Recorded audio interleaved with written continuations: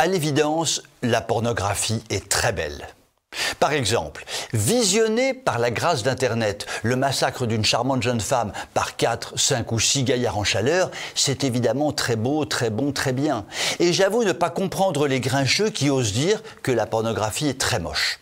À cet égard, il vient de se produire aux États-Unis une séquence tout à fait surprenante dont la vidéo fait fureur.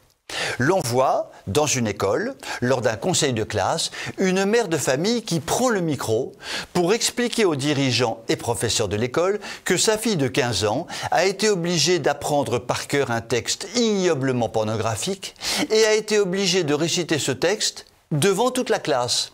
Sur l'estrade, les dirigeants et professeurs sont tout propres sur eux, tout magnifiques, tout bien habillés, des vrais Lochner. On leur donnerait le bon Dieu sans confession, comme à Lochner. La mère de famille commence à lire le texte ignoblement pornographique imposé à sa fille de 15 ans.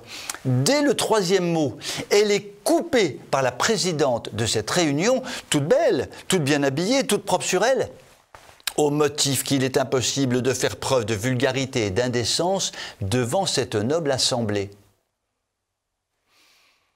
Très intelligemment, la mère de famille rétorque que si l'on oblige sa fille de 15 ans à apprendre un texte hautement pornographique et à le réciter devant toute sa classe, si cette vulgarité est admise dans une classe de jeunes gens de 15 ans, il doit être possible de lire ce texte devant un public adulte d'un conseil de classe.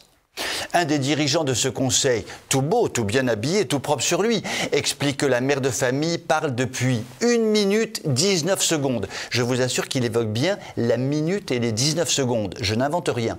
Et qu'il faut donc passer à l'orateur suivant.